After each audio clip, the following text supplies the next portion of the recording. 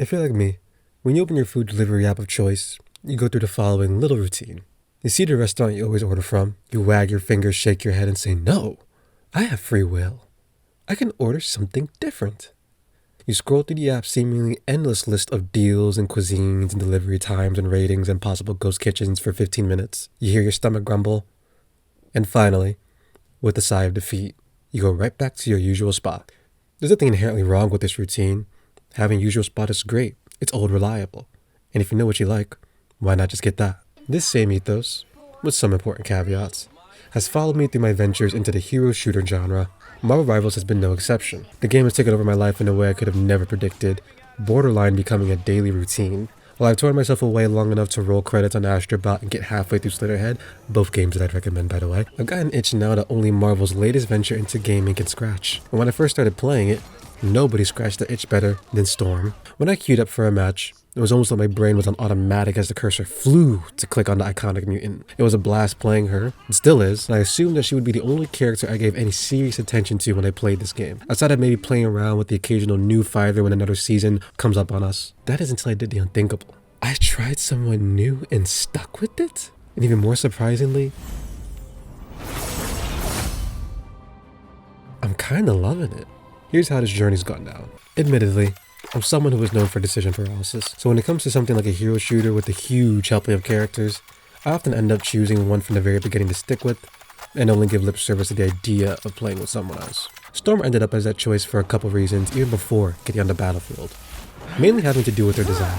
While this game still suffers a little bit from the common character design cliches like men being hit with the JoJo's Bizarre Adventure gun, and women whose torsos look like they got pinched by giants, the art style and costumes have been pretty great. And Storm is one of my favorites. I really like how her outfit is mostly black but gets interrupted with gold accessories like the celestial earrings and lightning cuffs, as well as her memorable strikingly white hair. Not to mention the sick-ass X-Men cape that's flowing on her back. It's huge and a meaningful reference, but also doesn't distract from Storm herself. Her idol stance also stands out, with the air refusing to let her drop as one hand reaches out to either signals assistance or destruction. Storm's entire character just screams out contradictions working in harmony, and are all working because of the person who's controlling them. She's just got the juice. Also worth noting, she's one of two visibly black characters in the game, and the other one comes as part of a pair. This might be controversial, but I don't count Black Panther. Black might be in the name, but the skin is certainly not visible. I like playing black characters whose face and skin I can see most, if not all of the time. Surprising, literally no one who has watched a person make a me or any creatable character ever. Now, something just as cool as the visuals of Storm are the actual motions of playing her. Although one more quick note I'll make about visuals is that I love how her area of effect circle looks. It just makes a really clear difference between which one of her passive abilities is in effect. Speaking of, her Storm Burst ability is not just a treat for the eyes, but also for the kill counter, turning an arena into a minefield of lightning that can char an unsuspecting enemy. In addition to this, shooting Storm has actually made me improve my aim, unlike few other games have in recent memory. I've had to force myself to predict opponent movements and make sure her slashes are actually on point to get kills that truly feel like mine. All while maneuvering myself so that my area of effect ability is actually helping whatever the hell my team is trying to do at any given moment. Despite the frenzy unfolding on screen, her base offense encourages a bit more patience out of me than I'm usually used to when it comes to, well, shooting games in general. And so if I want to leave more than a scratch, I actually have to lock in and really point. Can't do the spray and pray. All in all, it just encourages a bit more grace if you want to actually leave more than a scratch. And the reward for leaving more than a few scratches on the enemy?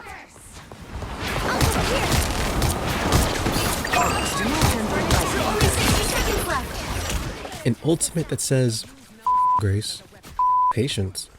Let me immediately become the loudest and most destructive thing in the immediate environment. Of course, there are better and worse times to use an ult so as to make it effective, but dude, it doesn't feel satisfying as hell to see the world viscerally react to this sudden change in the weather. Now, something else that I do have to mention is that Storm has had her own interesting journey in the meta of Marvel Rivals. Since I had chosen her as my main from the moment I picked up the game, I experienced the whiplash that is pre-Season 1 Storm, who was at best the team's assist queen to Season 1 Storm, a force of freaking nature who is striking fear and lightning into everyone she sees at this point. TLDR, the buffs are buffing. Not SpongeBob Arms Buff, we're talking Larry the fucking Lobster here. I'm just pointing this out now so they'll understand I was never new to the Tempest or entered it because of the buffs. This became the icing on a delicious cake that I was already gorging myself on. So, by all accounts, the pieces were in place for me to do what I, and many other casuals of hero shooters, always do and stick with the same character indefinitely. That is until one night I was playing with my brother Zozar, shout out Zozar, follow him on YouTube, suggested I switch gears. Given his oh so persuasive powers of gab and calling me out on my BS, I decided to give Psylocke a try.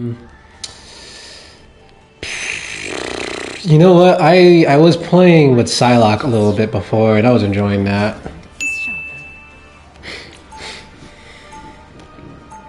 Let me look at her character sheet again. How do I use her? And that match went awful. Ugh. Ugh.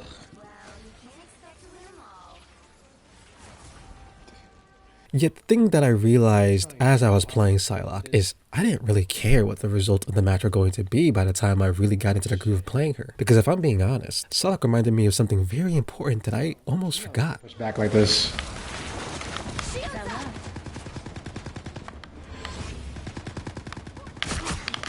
Judge, jury. Hell no. I just snuck up right behind Punisher and that just convinced me that I need to be playing Psylocke more. That was one of the most satisfying kills I've had tonight. Ninjas rule. I love ninjas. I love them so much that I spent more years than you'd think as a child saying I wanted to be a ninja detective growing up. I suspect that second part had more to do with the amount of Detective Conan / Case Closed that I was watching at the time, but I digress. Ninjas are just plain cool, and this game lets you be one. Let's return to the topic of design one more time. Immediately what stands out is that Psylocke's sword is damn near the length of her body. Say what you will about cliches, characters expertly handling swords equal or larger than them will always be one of my favorites. We all can think of our favorite right now. It's just iconic for a reason. But even outside the trope, you can see on her hands exactly where you'd expect the poison shurikens to come out, and her hair is cut in such a way that it hides her face even when you look at her side profile. I especially like the implication that her scarf, because of the purple mutant magic going on at the end there, is an active choice on her part to hide her face as well. Even now, in true ninja fashion, there is a complete dedication to hiding her identity, and the only time you really see it fully,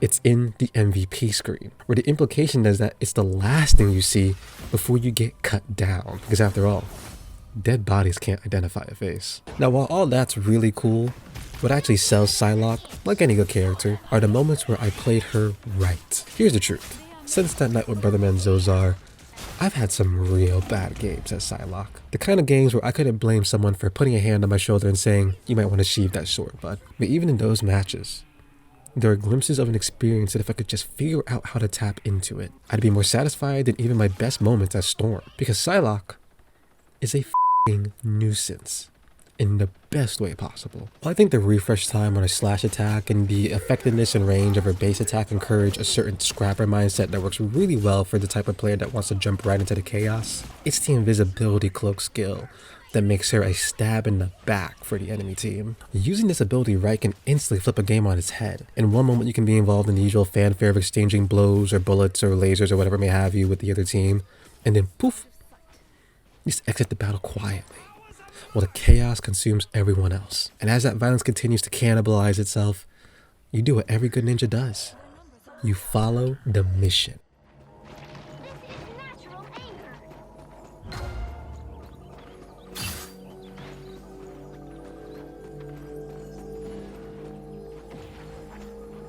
We are undefeatable! Sayonara. This is gonna hurt. You're mine!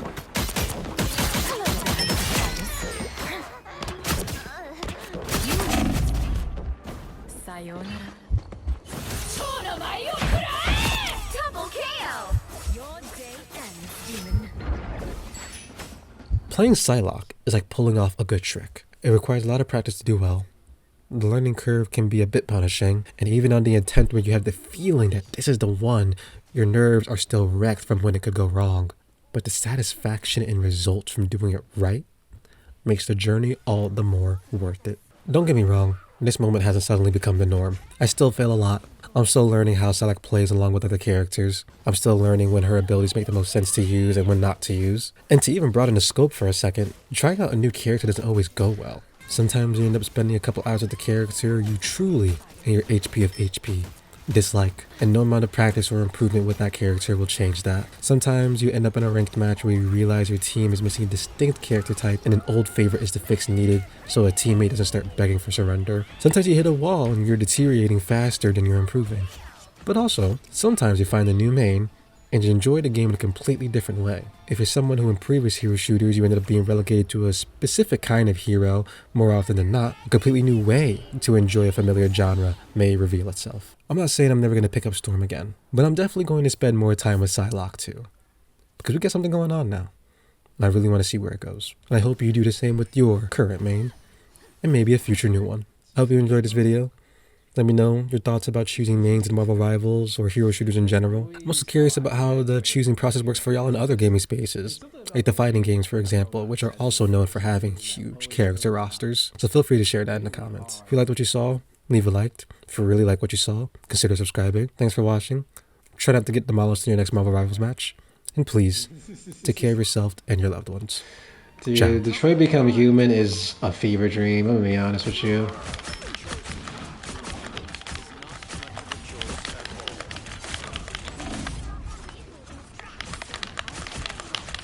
Come on, give me that kill before I die! Give me that kill before I die! I got the kill before I died.